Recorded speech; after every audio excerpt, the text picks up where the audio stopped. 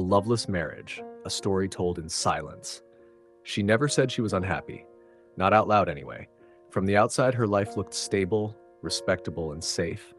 A long marriage, a shared home, family gatherings, familiar routines.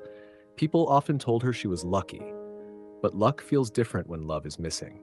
They met when they were young, at a time when choosing a partner felt more like choosing a future than choosing a feeling. He was kind in a quiet way, responsible, reliable, someone you could build a life with. And she believed that love would come later, that it would grow with time, the way people always said it would. So she married him.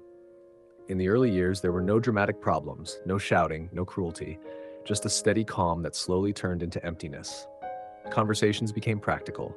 Days passed without touch, nights passed without words. They lived side by side, not together. She learned how to fill the silence: work, chores, responsibilities, anything that kept her from noticing how lonely she felt while sitting next to her own husband. He wasn't a bad man. That made it harder. He showed up, he provided, he did what was expected, but he never truly saw her. He never asked what she felt or who she was becoming. And after a while, she stopped asking herself too. Years passed, then decades. They raised children together. They shared milestones, holidays, family photos, smiles for the camera. People assumed love lived there because nothing seemed broken. But loveless marriages rarely break loudly. They fade quietly. There were moments, late at night when the house was still, when she wondered what her life might have been if she had chosen differently, if she had listened to the small voice inside her that whispered, "This isn't enough." But leaving felt impossible. By then, the marriage was no longer just between two people. It was woven into family, history, expectation, and fear. Fear of being alone, fear of judgment, fear of starting over when time felt short.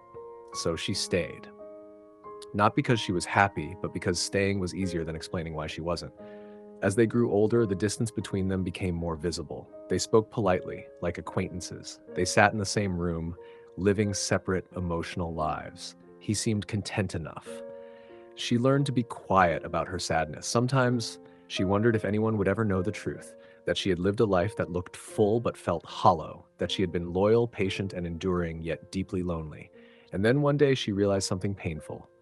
Love doesn't always end. Sometimes it never begins. A loveless marriage is not always a mistake made once. It is a choice made every day to stay silent, to endure, to survive. If you hear yourself in this story, know this: you are not weak. You are not selfish. You are human. And many have lived this same quiet life, carrying their stories where no one else could see them.